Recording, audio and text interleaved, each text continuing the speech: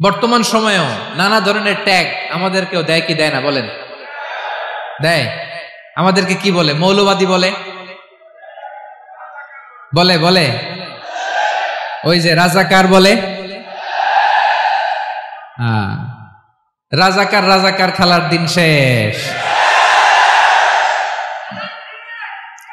মন মতো হইলে মুক্তিযোদ্ধা, মন মতো না হইলে রাজাকার, এই দিন শেষ।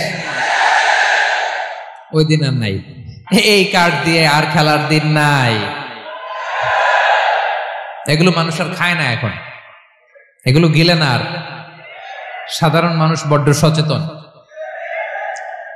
দেখেন কালের বিবর্তনে, সময়ের আবর্তনে একই পরিক্রমা আমাদেরকেও ট্যাগিং করে, আমাদেরকে মৌলবাদী বলে, ব্যাকডেটেড বলে, রাজাকার বলে, জঙ্গি বলে, যুদ্ধাপরাধী বলে। আছে না এরকম? নিজের সাথে মিলায় নেন, যা বলে ধৈর্য ধারণ করো। ওয়াহজুরহুম হাজরান জামিলা, জাস্ট ইগনোর দেন, ভালোভাবে ইগনোর করেন, খালাস, সালাম দিয়ে কেটে পড়েন। তাহলে প্রিয় ভাইরা, এই বিপদ আপদ আমাদের পিছু ছাড়বে না, পিছু ছাড়বে না। নবীদের পিছু ছাড়ে নাই, আমরা কোথায়? আমরা আর কি? বিপদ আমাদেরকে ধৈর্য ধারণ করতে হবে, মনোবল হারাইলে হবে না। তাহলে প্রিয় ভাইরা, এটাই জীবনের বাস্তবতা। সবর আমাদেরকে ইখতিয়ার করতে হবে, হতাশ হওয়া যাবে না। অনেকে আমরা অল্পতে হতাশ হই। এই যে আমরা ধৈর্য ধারণ করছি, এর ফল পাচ্ছি না। দীর্ঘ 1.5 দশক ধরে ধৈর্য ধারণ করছেন না আপনারা? এখন মুক্তি, স্বাধীনতা, বিজয় এনে দিয়েছে কে? ধৈর্য ধারণ করুন। ধৈর্যের যে ফলাফল, এটা বড় মিষ্টি। আসসালামু আলাইকুম ওয়া রাহমাতুল্লাহি ওয়া বারাকাতুহু। আমরা শুরুতে আল্লাহ রাব্বুল ইজ্জা ওয়াল জালালের দরবারে শুকরিয়া জ্ঞাপন করছি, যিনি আজকে আমাদেরকে এরকম চমৎকার একটি পরিবেশে, চমৎকার একটি ইসলামিক কনফারেন্সে উপস্থিত হওয়ার সুযোগ করে দিয়েছেন। আমরা সবাই পড়ছি কালিমাতুশ শুকর, আলহামদুলিল্লাহ। সম্মানিত সুধী, আমরা এই পৃথিবীতে খুব অল্প একটা সময়ের জন্য, একটা ট্রানজিট পিরিয়ড কাটানোর জন্য বেসিকলি আমরা এই পৃথিবীতে এসেছি। আমরা কি চিরকাল এই পৃথিবীতে থাকবো বলেন তো? না, একটা ট্রানজিট পিরিয়ডে আমরা এসেছি, আবার চলে যেতে হবে। এই যে আমাদের জীবন, এই জীবনের জন্য বিপদ আপদ, পরীক্ষা, স্ট্রাগল, এটা অনিবার্য, এটা হবে। বিপদ নাই, কষ্ট নাই, আপদ নাই, অনিশ্চয়তা নাই, স্ট্রাগল নাই, এমনকি কেউ আছে এখানে? কেউ কি হাত তুলে বলতে পারবেন যে হুজুর আমার জীবনে কোনো বিপদ নাই, অথবা আমার জীবনে কোনো দুঃখ নাই, কষ্ট নাই, কোনো স্ট্রাগল নাই, কোনো রিস্ক নাই? এরকম সৌভাগ্যবান কেউ আছেন এখানে? তাহলে জীবনের জন্য পরীক্ষা, এটা অনস্বীকার্য, হবেই হবে পরীক্ষা। পৃথিবীর জীবনটাই এমন, এভাবেই এই লাইফকে ডিজাইন করা হয়েছে। পরীক্ষা থাকবে, এখানে বিপদ থাকবে, এগুলো উত্তীর্ণ হয়ে আপনাকে যেতে হবে। চিরসুখ চির শান্তি এটাই পৃথিবীতে হয় না। চিরসুখ এবং চির শান্তির জায়গা হচ্ছে জান্নাত। চিরসুখ এবং চির শান্তি কোথায়? এটা জান্নাতের বৈশিষ্ট্য। চিরসুখ চির শান্তি, টেনশন নাই, ঝামেলা নাই, পরীক্ষা নাই, বিপদ নাই, রিস্ক নাই, স্ট্রাগল নাই, এটা হচ্ছে দ্য ফিচার্স অফ জান্নাত, জান্নাতের ফিচার। কিন্তু সমস্যা বাদে তখন যখন জান্নাতের ফিচার আমরা দুনিয়ায় খুঁজি,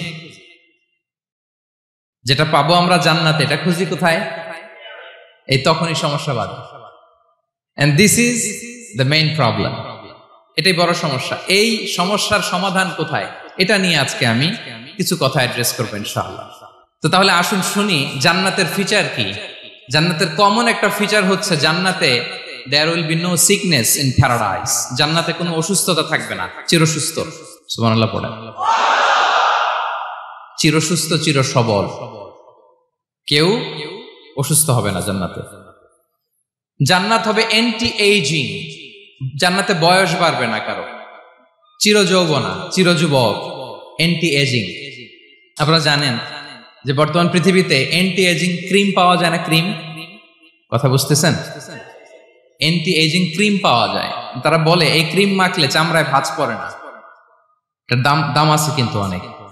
অ্যান্টি এজিং ক্রিম লাগায়, শ্যাম্পু ইউজ করে, অ্যান্টি এজিং অয়েল আছে, এটা দিলে নাকি চামড়ায় ভাঁজ পড়ে না। ইভেন ভারতের অনেক বড় একজন ব্যবসায়ী মুকেশ আম্বানি, নাম শুনছেন না, যে তার ছেলের বিয়ে হয়ে গেল। তো এই মুকেশ আম্বানির স্ত্রী নীতা আম্বানি, সে কিছুদিন আগে এক বটল গোল্ড ওয়াটার খেয়েছে, gold water, and its cost $60,000 $60,000 দাম এক বোতল গোল্ড ওয়াটারের। কেন? ফর অ্যান্টি এজিং, যাতে বয়সের ছাপ গালে না থাকে। এখন বলেন, এভাবে কি আমাদের বয়সকে ধরে রাখা সম্ভব এই পৃথিবীতে?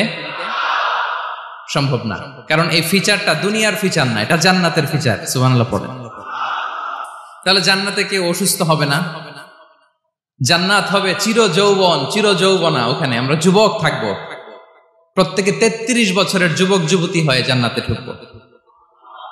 বিষ্ণু ইসলাম বলেন, আহলুল জান্নাতি জুরদা ওয়া মুরদা ওয়া আবনাউ সালাসিন ওয়া সালাসিন। জান্নাতে যারা যাবে শুভ্র দাড়িবিহীন, প্রত্যেকে হবে 33 বছর বয়সের। ওই যে 33 বছর বয়সে একবার ঢুকলেন, আর বয়স বাড়বে না, ওইটাই চিরকাল ওই বয়স পাবেন। জান্নাতের আরেকটা ফিচার হচ্ছে নো ফ্রাস্ট্রেশন, কোনো চিন্তা নাই, দুশ্চিন্তা নাই, হাইপার টেনশন নাই, সজীব প্রাণবন্ত। সুবহানাল্লাহ। জান্নাতের আরেকটা ফিচার হচ্ছে there is no expiry date in Jannat. Expiry date আছে? জান্নাতে যে ঢুকবো 7 দিনের জন্য চেক ইন, নাকি চেক ইন কয় দিনের জন্য? 7 দিন, 10 দিন পরে চেক আউট করে ফেলবে, এরকম না। নো এক্সপায়ারি ডেট, আজীবন। একবার এন্ট্রি পেলে বের হওয়ার টেনশন নাই। আল্লাহু আকবার। তাহলে no expiry date, rather it's eternal, আজীবন থাকবেন, খালিদিনা ফিহা, চিরকাল থাকবেন। এবং জান্নাতের সবচাইতে গুরুত্বপূর্ণ ফিচার হচ্ছে there will be no death in Jannat. জান্নাতে আপনার আর মৃত্যু হবে না, মৃত্যুর বিদায় হবে। তার মানে আপনি অমর হবেন। তাহলে আপনি চির সুস্থ, চির সবল হবেন জান্নাতে, চির যুবক থাকবেন, প্রাণবন্ত থাকবেন, আপনি অমর হবেন, আপনি জান্নাতে মরবেন না। জান্নাতীরা যখন জান্নাতে যাবে, ফেরেশতারা ডেকে বলবে, ইয়া আহলাল জান্নাতি ইন্না লাকুম আন তাসিহু ফালা তাসকামু আবাদা। জান্নাতীরা চিরকাল সুস্থ থাকবা, অসুস্থ হবা না। ইন্না লাকুম আন তাশিব্বু ফালা তাহরামু আবাদা, তোমরা শাবাব থাকবা, বুড়া হবা না। ওয়া ইন্না লাকুম আন তাহিয়াউ ফালা তামুতু আবাদা, চিরকাল বেঁচে থাকবা, মরবা না। এবং সেদিন জান্নাতে মৃত্যু দেয়া হবে, মৃত্যু দেয়া হবে। ইউতাল মাউতু বিকাবশিন আমলাহ, একটা ছাগলের আকৃতিতে মৃত্যুকে আনা হবে। ফায়ুযবাহুল মাউত, মৃত্যুকে জবাই দেয়া হবে। এবার জান্নাতীরা তাকিয়ে থাকবে, ফেরেশতারা বলবে, ইয়া আহলাল জান্নাতি খুলুদুন ফালা মাউত, হে জান্নাতীরা চিরকাল এই জান্নাতে থাকবে। তাহলে জান্নাতের ফিচার পাইছেন। এখন কোন বোকা যদি এই ফিচার দুনিয়ায় খোঁজে, পাবে? পাবে না, কারণ দুনিয়ার ফিচার আলাদা। দুনিয়ার ফিচার কি? এই দুনিয়াতে বিপদ আসবে, কষ্ট আছে দুনিয়াতে, হতাশা আছে, ভয় আছে, অসুস্থতা আছে, বার্ধক্য আছে, এবং এই দুনিয়ার একটা এক্সপায়ারি ডেট আছে না? দ্য ডে ইউ ডাই, যেদিন আপনি মারা যাবেন, এটা আপনার এক্সপায়ারি ডেট, চলে যেতে হবে, চলে যেতে হবে। এই পৃথিবীতে মৃত্যুর অস্তিত্ব আছে, সবকিছু থমকে দিয়ে, আপনাকে চমকে দিয়ে মৃত্যু চলে আসবে, ঠিক কিনা বলেন? তাহলে এগুলো হচ্ছে দুনিয়ার ফিচার। এই দুনিয়াতে বিপদ আপদ, কষ্ট, ঝুঁকি, স্ট্রাগল, বার্ধক্য, অসুস্থতা, এগুলো নিয়ে আমাদেরকে টিকে থাকতে হয়। এটা দুনিয়ার ফিচার, মিলাই ফেললে হবে না। জান্নাতের ফিচার একটা, দুনিয়ার ফিচার আরেকটা। দুনিয়াতে কষ্ট থাকবে, বিপদ আপদ থাকবে। এই দুনিয়ার ফিচারটা আল্লাহ তাআলা কোরআনের একটা আয়াতে খুব চমৎকার ভাবে উল্লেখ করেছেন, সেটা দিয়েই আমি আলোচনা শুরু করেছি। আল্লাহ তাআলা ইরশাদ করছেন, ওয়ালা নাবলুওয়ান্নাকুম বিশাইইম মিনাল খাউফি ওয়াল জুই ওয়া নাকসিম মিনাল আমওয়ালি ওয়াল আনফুসি ওয়াস সামারাত ওয়া বাশশিরিস সাবিরিন। আল্লাহ তাআলা বলছেন, অবশ্যই অবশ্যই আমি তোমাদেরকে পরীক্ষা করব, ভয় দিয়ে, ক্ষুধা দিয়ে, সম্পদের ঘাটতি দিয়ে, আতঙ্ক দিয়ে, প্রাণনাশ দিয়ে, ফল ফসলের হানি দিয়ে পরীক্ষা করব। কিন্তু এই পরীক্ষায় যারা উত্তীর্ণ হবে, যারা সবর ইখতিয়ার করবে, ওয়াবাশশিরিস সাবিরিন, ধৈর্যশীলদের জন্যই হচ্ছে সুসংবাদ। আলহামদুলিল্লাহ পড়ে। তাহলে সম্মানিত সুধী, আমরা বুঝতে পারলাম এই পৃথিবীর ফিচার হচ্ছে এখানে বিপদ থাকবে, বিপদ ছাড়া কেউ থাকবে না। স্ট্রাগল থাকবে, কষ্ট থাকবে, ঝুঁকি থাকবে, রিস্ক থাকবে, এবং নানা ধরনের বিপদ আপদ দিয়ে আল্লাহ তাআলা আমাদেরকে পরীক্ষা করবেন। এটা মাস্ট, এটা আমাদের মাইন্ডসেটে নিয়ে নিতে হবে, মাইন্ডসেটে এটা ক্লিয়ার থাকতে হবে। চিরসুখ চিরশান্তি এই দুনিয়াতে মিলবে, কোথায় মিলবে তাহলে? এটা তাহলে বিপদ আসবেই, আপদ আসবেই, পরীক্ষা থাকবেই আমাদের জীবনে। তবে ইন্টারেস্টিংলি মজার বিষয় হচ্ছে পরীক্ষাটা এক একজনের এক এক রকম। পুরো পৃথিবীটা একটা পরীক্ষা ক্ষেত্র, কিন্তু কারো প্রশ্নপত্রের সাথে কারো প্রশ্নপত্রের কোনো মিল নাই। সুবহানাল্লাহ। আমার পরীক্ষা একরকম, আপনার পরীক্ষা আরেক রকম, ওই ভাইয়ের পরীক্ষা আরেক রকম, ওনারটা আরেক রকম। সবাই পরীক্ষার্থী, সবাই পরীক্ষার্থী, কিন্তু কারো প্রশ্নপত্রের সাথে কারো প্রশ্নপত্রের কোনো মিল নাই। কারোর জন্য পরীক্ষা হচ্ছে সে খুব অসুস্থ, প্রচন্ড অসুস্থতা, তার জন্য পরীক্ষা। ক্যান্সারের রোগী, দুরারোগ্য ব্যাধি, ডক্টর বলছে 4th স্টেজে চলে আসছে, কয়েক মাস বাঁচতে পারে, এটা তার জন্য পরীক্ষা। আবার কারো দেখবেন যে খুব একটা অসুস্থতা নাই, অসুস্থতার ঝামেলা নাই, কিন্তু তার দারিদ্রতা আছে, তার আর্থিক অনটন, এটা তার জন্য পরীক্ষা। আবার কারো দেখবেন অসুস্থতাও নাই, দারিদ্রতাও নাই, তার দাম্পত্য জীবনের সমস্যা আছে না নাই? অনেকের দেখবেন এগুলো কোনোটাই সমস্যা না, তার ছেলে কথা শোনে না, মাদকাসক্ত। আহা, মাদকাসক্ত, রিহ্যাবে পাঠায়, আবার আসে, আবার গাঁজা খাওয়া শুরু করে, আছে না নাই বলেন? দেখেন তার পরীক্ষাটা আবার আলাদা। অনেকের দেখবেন মেয়ে বাবার কথা শোনে না। আবার অনেকের দেখবেন যে ব্যবসায় সমস্যা, লসের পর লস, লাভ উঠাতে পারে না। তাহলে পরীক্ষা ছাড়া, বিপদ আপদ ছাড়া দুনিয়াতে কেউ নাই, কেউ নাই প্রিয় ভাইরা। এটা আমাদের মাথায় রাখতে হবে। পরীক্ষা আপনাকে দিতেই হবে, পরীক্ষা দিয়ে দিয়েই নিজেকে প্রমাণ করতে হবে। আর এক একজনের পরীক্ষাটা এক এক রকম, কারো পরীক্ষার সাথে কারো পরীক্ষার কোনো মিল থাকবে না। তো মাঝে মাঝে আমরা এটা ভুলে যাই। আল্লাহ তাআলা কালামে পাকে রিমাইন্ডার দিয়ে আমাদেরকে স্মরণ করিয়ে দিতে চান যে এই পৃথিবীতে আসলে তোমরা এসেছো পরীক্ষা দিতে।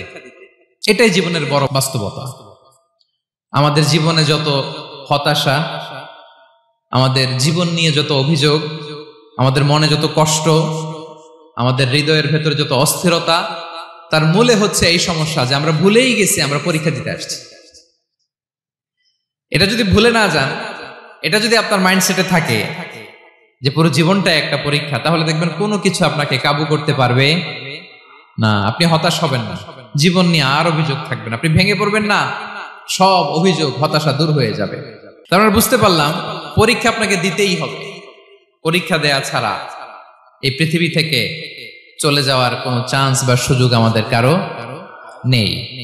সূরাতুল আনকাবুতে আল্লাহ তাআলা এই কথাটা আরো চমৎকার ভাবে বলেছেন। আল্লাহ তাআলা ইরশাদ করছেন, আহাসিবান নাসু আইয়ুতরাকু আইয়াকুলু আমান্না ওয়া হুম লা ইফতানুন ওয়ালাকাদ ফাতান্নাল্লাযীনা মিন ক্বাবলিহিম ফালা ইয়া'লামান্নাল্লাহুল্লাযীনা সাদাকু ওয়ালা ইয়া'লামান্নাল কাযিবিন। আল্লাহ বলেন, মানুষ কি ভেবেছে সে শুধু বলবে আমি ঈমানদার আর তাকে আমি জান্নাতে ঢুকাই দিব? না, কখনো না, কোশ্চিন কালেও না। বরং পূর্ববর্তীকালে যারা পৃথিবীতে এসেছিল তাদেরকে আমি পরীক্ষায় নিয়েছি, পরীক্ষা করেছি, এবং তাকেও ঈমানের প্রশ্নে সে সত্যবাদী না মিথ্যাবাদী পরীক্ষা দিয়ে দিয়ে নিজেকে প্রমাণ করতে হবে। ঠিক কিনা বলেন? পরীক্ষা দিয়ে আপনাকে প্রমাণ করতে হবে। এবং এই পরীক্ষার ব্যাপারটা, এটা যে শুধু আমরা সাধারণ মানুষ আমাদের জীবনে দুঃখ বিপদ পরীক্ষা এমনটা না। এই পৃথিবীর সবচাইতে শ্রেষ্ঠ মানুষ যারা ছিলেন তাদেরকে আল্লাহ পরীক্ষা নিয়েছেন। বলেন তো এই পৃথিবীতে সবচাইতে শ্রেষ্ঠতম মানুষ কারা? সবচাইতে শ্রেষ্ঠ ভালো মানুষ কারা ছিল পৃথিবীতে? বলেন তো নবীরা। আওয়াজ করে বলেন তো কারা? তো বলেন তো নবীদের জীবনে পরীক্ষা ছিল কি ছিল না? হ্যাঁ ছিল। বেশি না কম? বিষ্ণু ইসলামকে জিজ্ঞাসা করা হলো, আইয়ুন নাসি আশাদ্দু বালাআন ইয়া রাসূলুল্লাহ, হে আল্লাহর রাসূল এই পৃথিবীতে কাদের জীবনে পরীক্ষা বেশি? বিষ্ণু ইসলাম বললেন, আল আম্বিয়া, নবীদের জীবনে।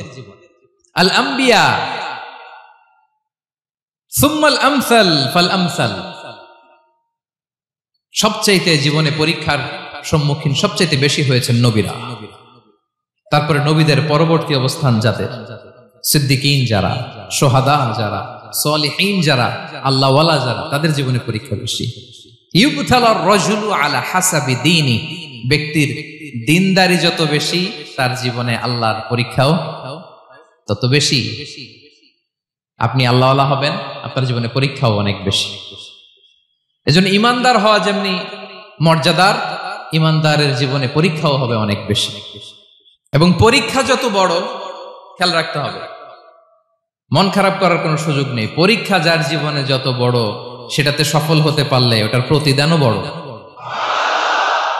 পরীক্ষা যত বড়, এটাতে সাকসেস হইতে পারলে এটার রিওয়ার্ডও তত বড়। বিষ্ণু ইসলাম বলেন, ইযামুল জাযাই মাআ ইযামিল বালা, বালা যত বড়, জাযাও তত বড়, প্রতিদানও তত বড়।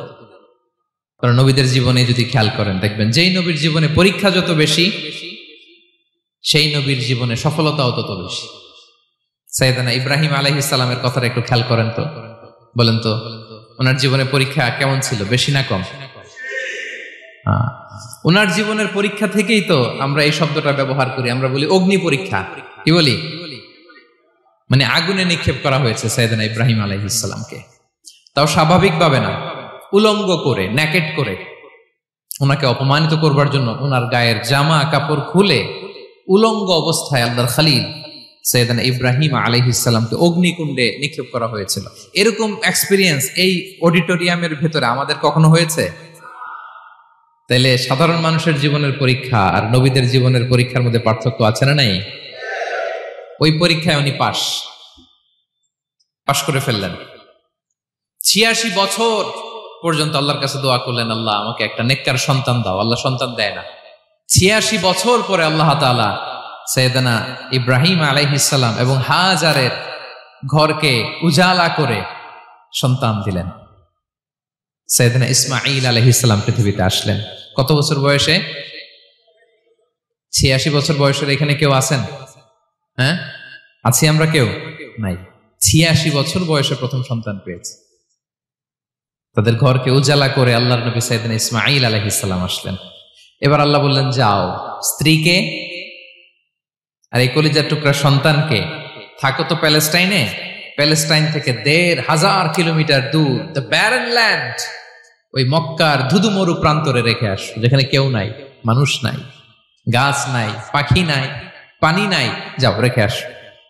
আচ্ছা বলেন তো, ৮৬ বছর পরে যে লোকটা সন্তান পেল, বুঝে শুনে উত্তর দিয়েন, ৮৬ বছর পরে যে লোকটাকে আল্লাহ তাআলা সন্তান দিল, তার হৃদয়ে ওই সন্তানের জন্য মায়া বেশি না কম? এমনি তো আমাদের প্রথম সন্তানের হিস্ট্রিটা একটু খেয়াল করেন তো। প্রথম আমাদের যে মেয়ে হয়েছিল বা যাদের ছেলে হয়েছিল, তার প্রতি আদর, সোহাগ, দরদ, ভালোবাসা, আহ্লাদ কত ছিল। আর ৮৬ বছর বয়স আল্লাহ তাআলা ওনাকে সন্তান দিলেন, দিয়ে বললেন, যাও হাজারকে আর ইসমাঈলকে মক্কার ধুধুমরু প্রান্তরে রেখে আসো। আল্লাহ তাআলা বলতে দেরি, চলে যেতে দেরি নাই, মুহূর্তে উনি রওনা হয়ে গেলেন। সুবহানাল্লাহ পড়বেন না? রেখে আসলেন মক্কার ধুধুমরু প্রান্তরে। এবার আল্লাহ বললেন, যাও রিটার্ন ব্যাক টু প্যালেস্টাইন, প্যালেস্টাইনে চলে যাও। চলে গেলেন, হৃদয়টা ভেঙে খান খান। অনেক বছর পরে আল্লাহ তাআলা আবার অনুমতি দিলেন, যাও এবার ছেলেকে দেখে আসতে পারো, যাও প্যালেস্টাইন থেকে আবার মক্কায় যাও। সাইয়েদনা ইব্রাহিম আলাইহিস সালাম প্যালেস্টাইন থেকে আবার ১৫০০ কিলোমিটার পথ পাড়ি দিয়ে, এখনকার মতো ফ্লাইটে যায় না, গাড়িতেও না, উটে করে। কিসে করে? উনি যে কতবার মক্কা থেকে ফিলিস্তিন এসেছেন আর গিয়েছেন, কোন ইয়ত্তা নাই, হিসাব নাই। গেলেন, এবার ছেলেটা হাঁটতে পারে, দৌড়াতে পারে, একটু একটু কথা বলতে পারে, আব্বু আব্বু ডাকতে পারে। কেমন মায়া লাগে বলেন তো?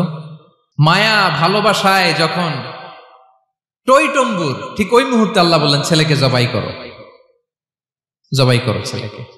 আল্লাহ তাআলা বলতে দেরি করেছেন, আল্লাহর আদেশ পালনে ১ সেকেন্ডও তিনি দেরি করেন নাই। ছুরি চালালেন, জান্নাত থেকে দুম্বা নিয়ে আসা হলো। এভাবে আল্লাহর নবী ইব্রাহিম আলাইহিস সালাম ওনার জীবনের প্রতিটি ক্ষেত্রে যেখানে আল্লাহ তাআলা ওনাকে পরীক্ষা নিয়েছেন, উত্তীর্ণ হয়েছেন। এবং দেখেন ওনাকে আল্লাহ তাআলা কি উপহার দিলেন। আল্লাহ তাআলা ওনাকে খলিলুল্লাহ উপাধি দিলেন, আল্লাহর বন্ধু। সুবহানাল্লাহ বলেন। আল্লাহ তাআলা বলছেন, ওয়া ইযি বিতালা ইব্রাহিম রাব্বুহু বিকালিমাতিন ফাআতাম্মাহুন, ক্বালা ইন্নী জাইলুকা লিন-নাসি ইমামা। আল্লাহ অনেকগুলো পরীক্ষা নিয়েছিলেন সাইয়েদনা ইব্রাহিম আলাইহিস সালাম, প্রতিটা পরীক্ষায় সাকসেসফুলি পাস করেছেন, গোল্ডেন এ প্লাস। আল্লাহ বলেন ইন্নী জাইলুকা লিন-নাসি ইমামা, I'm gonna make you the leader for the entire human being. I'm gonna appoint you as a leader for the entire universe. গোটা বিশ্বের জন্য, গোটা মানবতার জন্য আমি তোমাকে লিডার বানায় দিলাম। ইযামুল জাযাই মা'a ইযামিল বালা। পরীক্ষা যত বড়, ওই পরীক্ষায় পাশ করলে ওইটার ফলাফল প্রতিদানও বড়। তাহলে দেখেন প্রিয় ভাইরা, সাইয়েদনা ইব্রাহিম আলাইহিস সালামের জীবনে পরীক্ষার কোনো শেষ ছিল না। আমি আপনি কোথায়? আল্লাহর খলিলের জীবনে যদি এত পরীক্ষা থাকতে পারে, আমি আপনি কোথায় বলেন তো? এবার বলেন, সাইয়েদনা মূসা আলাইহিস সালাম, ওনার জীবনে তো কোনো পরীক্ষার ছিল না। হ্যাঁ, গুণে শেষ করতে পারবেন? জন্মটাই তো হয়েছে পরীক্ষার মধ্য দিয়ে। মিশরের ছেলে সন্তান হইলেই ফেরাউন বলছে জবাই করো। ওনার মা এরকম সিন্ধুকে করে ভাসায় দিলেন নীল নদীতে। আল্লাহু আকবার! কি একটা রোমাঞ্চকর পরিস্থিতির মধ্য দিয়ে আল্লাহ তাআলা ওনাকে বাঁচালেন। সুবহানাল্লাহ। জন্মই হয়েছে পরীক্ষার মধ্যে দিয়ে। বড় হইলেন, ফেরাউনের ভয়ে দেশ ত্যাগ করলেন, মিশর থেকে মাদিয়ান। আবার আল্লাহর আদেশে যখন ফিরে আসলেন, আবার ফেরাউনের সাথে তর্ক বিতর্ক, যুদ্ধ। একটা রাত আল্লাহ নবী মূসা আলাইহিস সালাম শান্তি মতো মিশরে ঘুমাতে পারে নাই। একটা রাত। শেষ পর্যন্ত এই ফেরাউন মূসা আলাইহিস সালামকে ধাওয়া করেছে। ফেরাউনের ধ্বংসের আগ পর্যন্ত সে মূসা আলাইহিস সালামকে ধাওয়া করেছে। তার মানে মূসা আলাইহিস সালাম এই বিপদ আপদ পরীক্ষা এগুলো থেকে মুক্তি পান নাই। এবার বলেন ঈসা আলাইহিস সালামের কথা। ওনার জীবনে তার পরীক্ষা ছিল না। কি পরীক্ষা ছিল? হ্যাঁ, আল্লাহু আকবার। Same scenario goes to the biography of every messenger in the world. পৃথিবীর সব নবীর ক্ষেত্রে একই ঘটনা ঘটেছে। সাইয়েদনা ঈসা আলাইহিস সালাম দাওয়াত যখন দিলেন, ওনার বিরোধিতা শুরু হলো, ওনাকে হত্যার ষড়যন্ত্র হলো।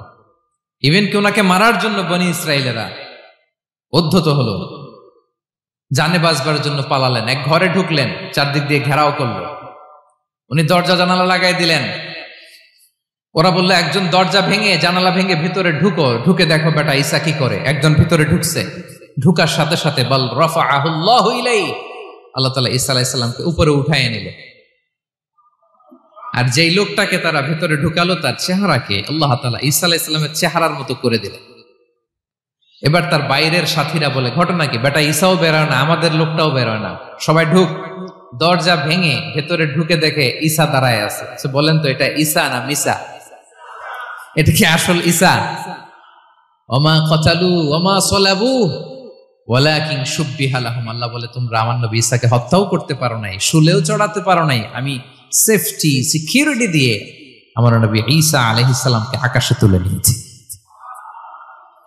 তাহলে ওনার জীবনে পরীক্ষার শেষ ছিল না। এবার যদি আমরা বিশ্বনবী সাল্লাল্লাহু আলাইহি ওয়াসাল্লামের জীবনের দিকে তাকাই, ওনার জীবনটা দেখেন তো। আমাদের পেয়ারা নবী বিশ্বনবী মুহাম্মদুর রাসূলুল্লাহ সাল্লাল্লাহু আলাইহি ওয়াসাল্লাম, ওনার জীবনে কি স্ট্রাগল ছিল? স্ট্রাগল। মাক্কি জীবনের কথা যদি একটু খেয়াল করেন, দেখেন তো 3 বছর শিয়াবে আবি তালেবে জেল খেটেছেন, না খেয়েছিলেন। ওনার বংশের লোকেরা প্রথমে ছাগল খেয়েছে, ছাগলগুলো যখন শেষ, ছাগলের চামড়াগুলো শুকিয়ে ওইটা খাইছে। গাছের পাতা ছাল এগুলো খেয়ে খাবারের অভাবে বেহুশ হয়ে পড়ে থাকতো তারা। না খেয়ে কয়দিন ছিলেন আপনি? আমি কয়দিন ছিলাম না খেয়ে? মনেই তো পড়ে না, না খেয়েছিলাম কিনা কোনোদিন। এ হচ্ছে মাক্কি জীবন। মেন্টালি প্রেসার দেয়া হয়েছে। বিশ্বনবীর চাচা আবু লাহাব, তার 2 ছেলে উতবা আর উতাইবা, এদের সাথে বিয়ে দিয়েছিলেন 2 মেয়ের। যখন দাওয়াত দেওয়া শুরু করলেন, 2 মেয়েকে ডিভোর্স দিয়ে দিল। দেখেন, একটা বাবার জন্য প্রাপ্তবয়স্কা মেয়েকে যখন উঠায় নেয়ার আগে ডিভোর্স দেয়, তার মানসিক অবস্থাটা কেমন থাকে বলেন? মেন্টালি প্রেসারাইজ করা হয়েছে, ফিজিক্যালি হ্যারাস করা হয়েছে। বিষ্ণু সাল্লাল্লাহু আলাইহি ওয়াসাল্লাম যখন নামাজে দাঁড়াতেন, উটের পচা নারী ভুঁড়ি বিষ্ণুনবীর কাঁধে চাপিয়ে দেওয়া হতো। আপনার জীবনে এরকম ঘটছে কখনো? আপনি নামাজ পড়তেছেন, উটের পচা নারী ভুঁড়ি আপনার কাঁধে চাপিয়ে দেওয়া হয়েছে। কয়দিন হয়েছে এরকম? কয়দিন হয়েছে? হ্যাঁ, তারপরে তো আলহামদুলিল্লাহ বেরোয় না মুখ দিয়ে। কেমন আছেন হুজুর? কয়েন না, বেশি একটা সুবিধার না, তাই না? বেশি একটা একটু মিলাবেন। কতটুকু পরীক্ষা আমরা দিয়েছি। তায়েফে গেলেন বিশ্বনবী, তায়েফে গেছিলেন জমির বায়না দিতে, তাই না? জমি কিনবে তায়েফে। তায়েফবাসীদেরকে জাহান্নামের আগুন থেকে বাঁচাতে গিয়েছিলেন, নিজের জন্য না। সেখানে তায়েফের ছেলেরা পাথর মেরেছে বিষ্ণু ইসলামের গায়ে। এত শুভ্র দেহ ছিল, চেহারা ছিল, বিষ্ণুবীর গা দিয়ে ঝরঝর করে রক্ত ঝরেছে। ফিজিক্যাল হ্যারাসমেন্টের শিকার হয়েছেন বিষ্ণু ইসলাম। যখন যেদিন বিষ্ণু ইসলামকে হত্যার ষড়যন্ত্র করা হলো, আল্লাহ তাআলার আদেশে তিনি মক্কা থেকে মদিনায় হিজরত করলেন। মদিনাতে যে একটা রাত, সপ্তম হিজরির আগ পর্যন্ত শান্তিতে ঘুমাতে পারেন নাই। 3 দিকে 3 ইহুদি বসতি, বনু কাইনুকা, বনু নদীর, বনু কুরাইজা। আহা, খাওয়ার মধ্যে বিষ মিশিয়ে দেয়া হয়েছিল বিষ্ণু ইসলামের। বাজুর, খাসির বাজুর রান পছন্দ করতেন। এক ইহুদি মহিলা বিষ্ণু ইসলামের ওই রানের মধ্যে বিষ মিশিয়ে দিয়েছিল। ওই বিষের যন্ত্রণায় মৃত্যুর আগ পর্যন্ত বিশ্বনবী কাতরাতেন, এবং উনি ইন্তেকালের সময় ওই বিষের ব্যথা যন্ত্রণাতে ইন্তেকাল করেছেন। বিশ্বনবীর ইন্তেকালটা শাহাদাতের ইন্তেকাল ছিল। বিষ্ণু ইসলাম বলেছেন, ওই যে খায়বার এলাকার ওই মহিলা যে আমার খাবারে বিষ মিশিয়েছিল, সেই বিষের যন্ত্রণা, বেদনা, কষ্ট আমি অনুভব করছি। খেয়ে না খেয়ে দিন প্রচারের কাজে নিজেকে দিয়েছ বিলিয়ে, তায়েফের কাফিরেরা চিনল না সে আলো, দুষ্ট ছেলেদের পিছু দিল লেলিয়ে, পাথরের আঘাতে ক্ষত বিক্ষত হয়ে সারা শরীর থেকে রক্ত ঝরে।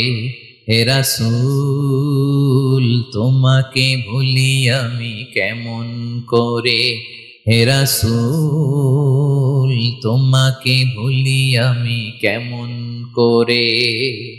হাজার ব্যথা বেদনার পরে ফিরে আসনি তুমি আপন ঘরে, দিনের আলো তুমি ছড়িয়ে দিতে চলে গেলে মদিনায় মক্কা ছেড়ে। হে রাসূল তোমাকে ভুলি আমি কেমন করে, হে রাসূল তোমাকে ভুলি আমি কেমন করে। ঠিক কিনা বলেন? একটা রাত শান্তিতে, শান্তির ঘুম তিনি দিতে পারেন নাই। প্রিয় ভাইরা, তাহলে আমরা কি বুঝলাম? বিশ্বনবীর জীবনও পরীক্ষা ছিল কি ছিল না? আমাদের উপায় আছে? আমরা বাঁচতে পারবো এই বিপদ আপদ পরীক্ষা ঝঞ্ঝাল থেকে? বাঁচতে চাইলেও বাঁচতে পারবো? পারবো না। ইমাম মালিক আলাইহি রাহমা নাম শুনেছেন? ইমাম মালিক, ওনার জ্ঞান থেকে লাখো লাখো মানুষ উপকৃত হয়েছে, কোটি কোটি মানুষ উপকৃত হয়েছে। মদিনার রাস্তায় রশি দিয়ে ওনাকে টেনে হিচড়ে এক এলাকা থেকে আরেক এলাকায় নিত জালেম বাদশারা। ইমাম মালিক আলাইহি রাহমা। ইমাম আহমদ ইবনে হাম্বল, ওনাকে বেত্রাঘাত করা হতো, চাবুক দিয়ে পেটানো হতো। আল ইমাম আল আযম আবু হানিফা আলাইহি রাহমা, ওনাকে কারাবন্দী করা হয়েছিল। তার মানে দেখেন, যত বড় বড় স্কলার, যত বড় বড় মাশায়েখ, এমনকি আম্বিয়া আলাইহিmus সালাম, ওনারাও পরীক্ষা বিপদ আপদ থেকে রেহাই পান।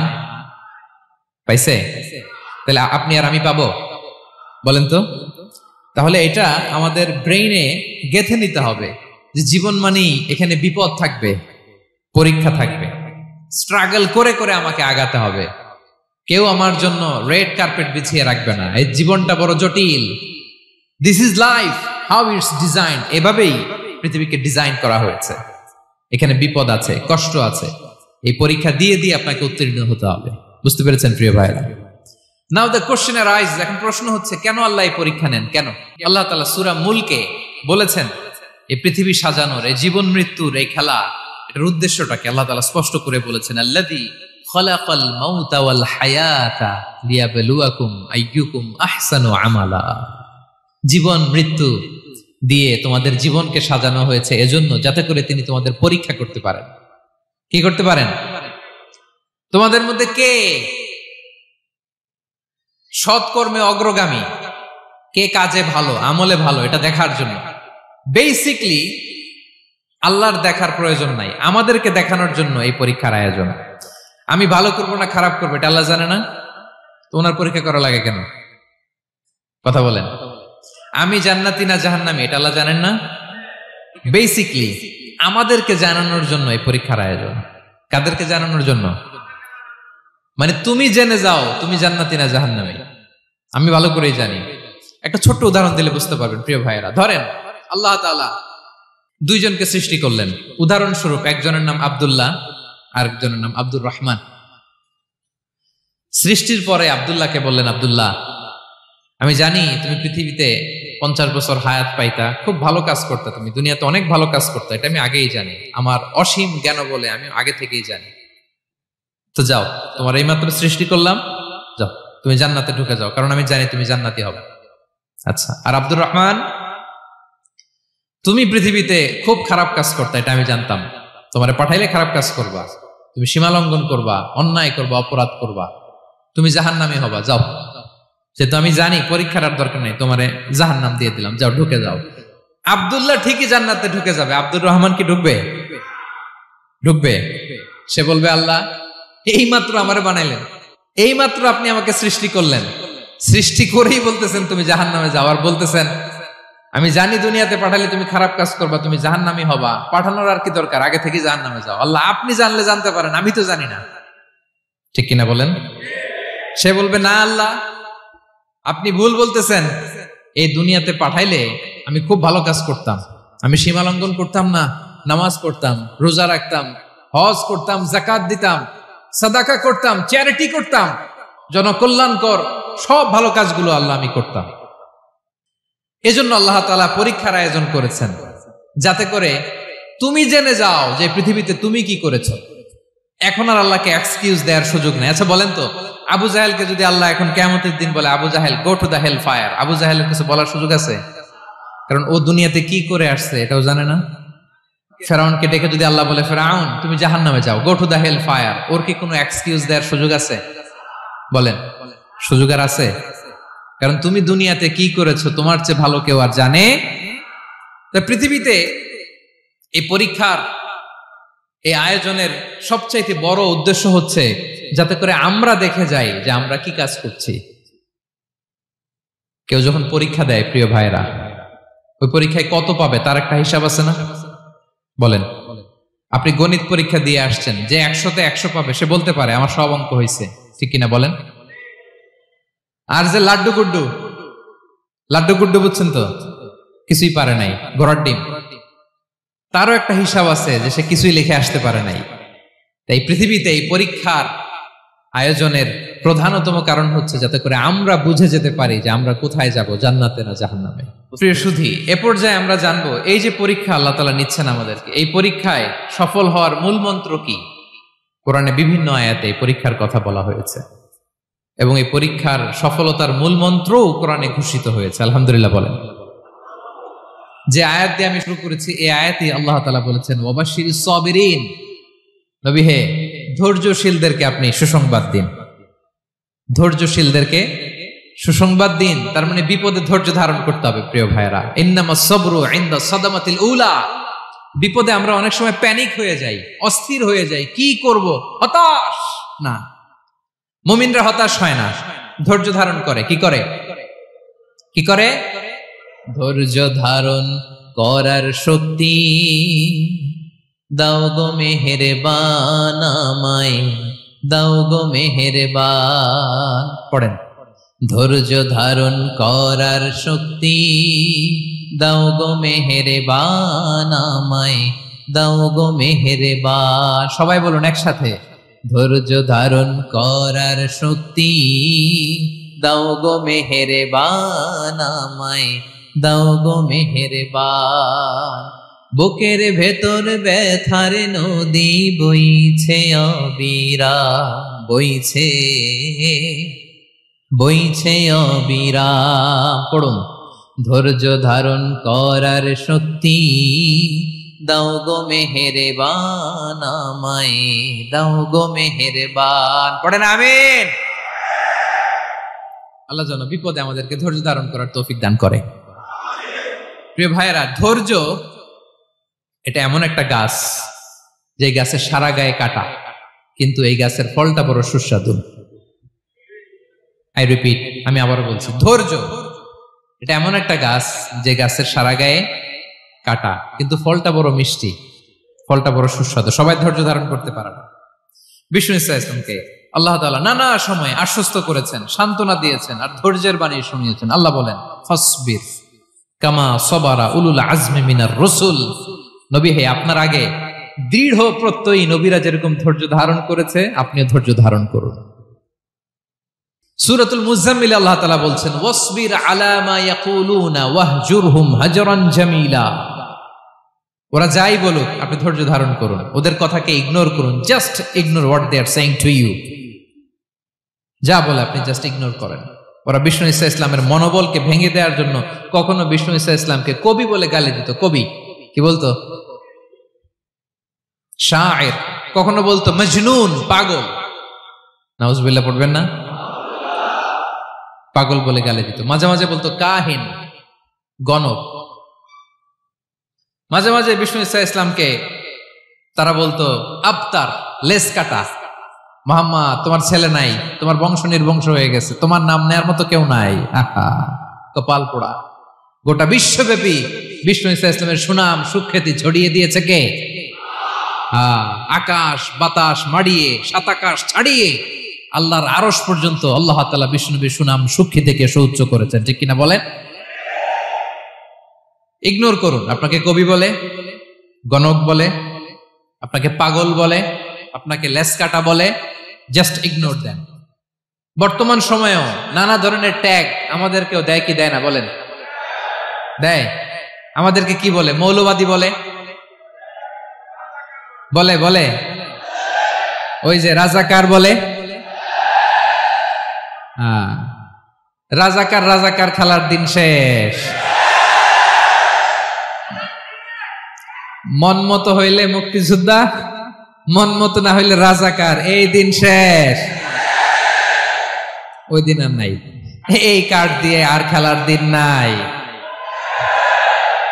এগুলো মানুষ আর খায় না এখন, এগুলো গিলে না আর। সাধারণ মানুষ বড্ড সচেতন। দেখেন, কালের বিবর্তনে, সময়ের আবর্তনে একই পরিক্রমা আমাদেরকেও ট্যাগিং করে। আমাদেরকে মৌলবাদী বলে, ব্যাকডেটেড বলে, রাজাকার বলে, জঙ্গি বলে, যুদ্ধাপরাধী বলে। আছে না এরকম? ওয়াসবির আলা মা ইয়াকুলুন, নিজের সাথে মিলায় নেন। যা বলে ধৈর্য ধারণ করো। ওয়াহজুরহুম হাজরান জামিলা, জাস্ট ইগনোর দেন, ভালোভাবে ইগনোর করেন, খালাস, সালাম দিয়ে কেটে পড়েন। তাহলে প্রিয় ভাইরা, এই বিপদ আপদ আমাদের পিছু ছাড়বে না, পিছু ছাড়বে না। নবীদের পিছু ছাড়ে নাই, আমরা কোথায়? আমরা আর কি? বিপদ আমাদেরকে ধৈর্য ধারণ করতে হবে, মনোবল হারাইলে হবে না। দেখেন বিশ্বনবী কিভাবে আপনাদেরকে সান্ত্বনা দেয়। বিশ্বনবী বলেন, আজাবান লি আমরিল মুমিন, মুমিনের ব্যাপারটা বড় আশ্চর্যজনক। ফাইন্না আমরাহু কুল্লাহু লাহু খাইর, মুমিনের জীবনে যা ঘটে সবটাই খাইর, সবটাই কল্যাণ। ইন আসাবাতহু সাররাউ শাকারা ফাকানা খাইরাল্লাহ ওয়া ইন আসাবাতহু দাররাউ সাবারা ফাকানা খাইরাল্লাহ। মুমিনের জীবনে যদি সুখ আসে তাহলে মুমিন শুকরগুজার হয়, এটা তার জন্য ভালো। আর যদি মুমিন জীবনে দুঃখ আসে তাহলে সে সবর ইখতিয়ার করে, এটাও তার জন্য ভালো। সুবহানাল্লাহ। তাহলে দেখেন, আমরা হয় সুখে থাকি নয় দুঃখে থাকি, ঠিক কিনা বলেন? তাহলে সুখের সময় আমরা শুকর করি, কি করি? শুকরগুজার হই। শুকরিয়া করাও একটা ইবাদত, শুকরিয়া করাও কি? আর দুঃখের সময় আমরা সবর করি, সবর করাটাও একটা। তাহলে আমাদের পুরো জীবনটাই ইবাদত, পুরো জীবনটাই। সুখের সময় শুকর আর দুঃখের সময় সবর। আওয়াজ করে বলেন, সুখের সময় শুকর আর দুঃখের সময়। এই দুই ইবাদত মুমিন জীবনে চলমান, কন্টিনিউয়াস, একটা উইন উইন সিচুয়েশন। কি বলেন? উইন উইন হয়ে গেল না? যেই পরিস্থিতিতেই থাকে আমাদের জন্য লাভ। আল্লাহু আকবার। তাহলে প্রিয় ভাইরা, এটাই জীবনের বাস্তবতা। সবর আমাদেরকে ইখতিয়ার করতে হবে, হতাশ হওয়া যাবে না। অনেকে আমরা অল্পতে হতাশ হই, এই যে আমরা ধৈর্য ধারণ করছি, এর ফল পাচ্ছি না? দীর্ঘ 1.5 দশক ধরে ধৈর্য ধারণ করছেন না আপনারা? এখন মুক্তি, স্বাধীনতা, বিজয় এনে দিয়েছে কে? ধৈর্য ধারণ করুন। ধৈর্যের যে ফলাফল, এটা বড় মিষ্টি। ধৈর্য এমন একটা গাছ, এই গাছের সারা গায়ে কাটা, কিন্তু এর ফলটা বড় সুস্বাদু, এর ফলটা বড় মিষ্টি। ধৈর্য ধারণ করার অভ্যাস করতে হবে প্রিয় ভাইরা। মুমিন হতাশ হয় না, হাল ছেড়ে দেয় না। মুমিন ভরসা রাখে একজনের উপর, তিনি কে? লা তাইআসু মির রাউহিল্লাহ ইন্নাহু লা ইয়াইআসু মির রাউহিল্লাহি ইল্লাল কওমুল কাফিরুন। আল্লাহর রহ থেকে, রহম থেকে নিরাশ হয়ে যাও না। কাফির ছাড়া, অকৃতজ্ঞ ছাড়া কেউ আল্লাহর রহ থেকে, আশা থেকে নিরাশ হয় না। শয়তানের সবচেয়ে বড় মিশন হলো আমাদেরকে হতাশ বানানো, এটা খেয়াল রাখবেন। শয়তানের সবচাইতে বড় মিশন কি? আমাদেরকে হতাশ করে দেয়া। হতাশ বানাইতে পারলে সে সাকসেসফুল, খুশি।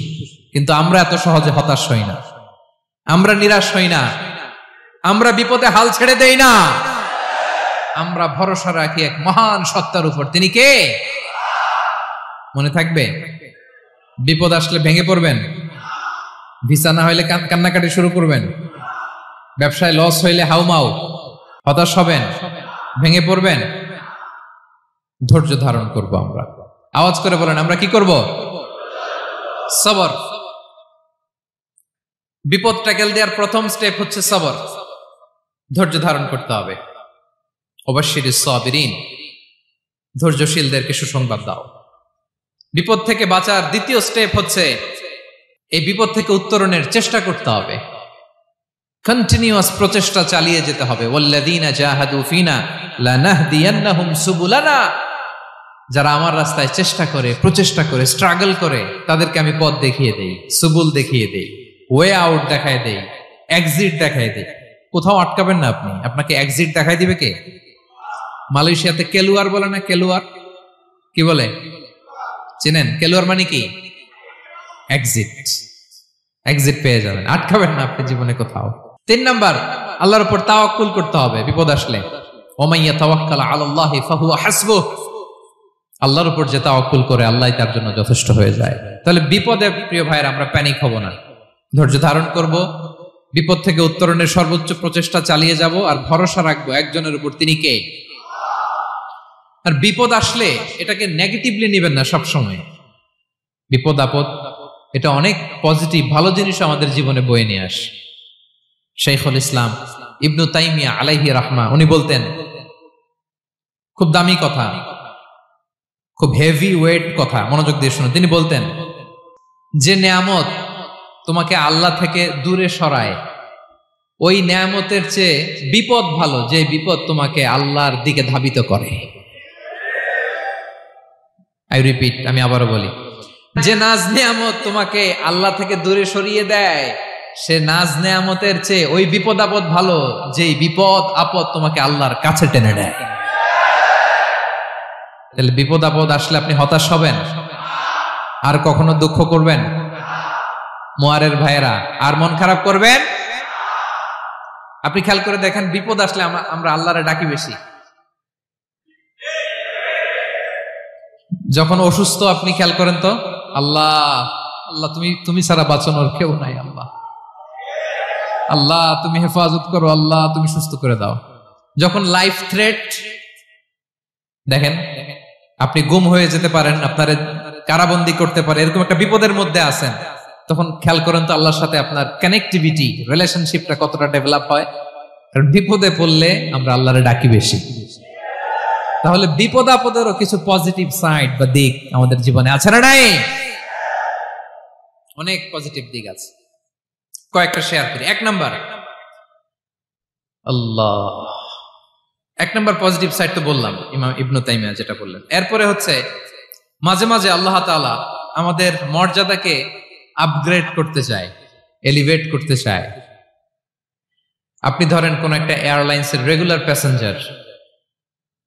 প্যাসেঞ্জার টিকিট কাটেন, মাঝে মাঝে হঠাৎ করে দেখবেন কাউন্টারে গেলে তারা বলে, you are upgraded to business class, অথবা you are upgraded to first class. যেহেতু রেগুলার প্যাসেঞ্জার, অনেক মাইলস জমা হয়েছে, আপগ্রেড করে দেয়। আল্লাহ তাআলা মাঝে মাঝে চায় তিনি আমাদের মর্যাদাকে, র্যাঙ্ক এটাকে আপগ্রেড করবেন, কিন্তু আমার যে আমল আখলাকের অবস্থা ওইটা দিয়ে ওই আপগ্রেড র্যাঙ্কে যাওয়ার সুযোগ নাই। বুঝতেছেন কথা? আল্লাহ চায় আমার লেভেল একটু আপ করতে, কিন্তু আমার আমলের যে অবস্থা এতে আমি ওখানে যাই না। তখন আল্লাহ কিছু বিপদ আপদ দিয়ে, পরীক্ষা দিয়ে বান্দাকে টেস্ট করে। ওই পরীক্ষায় যদি উত্তীর্ণ হন, সাথে সাথে আল্লাহ তাআলা আপনার লেভেল বা র্যাঙ্ক আপগ্রেড করে দেয়। সুবহানাল্লাহ পড়বেন না? তাহলে লাভ না লস? আওয়াজ করে বলেন, লাভ না লস? মুমিন জীবনের সব লাভ।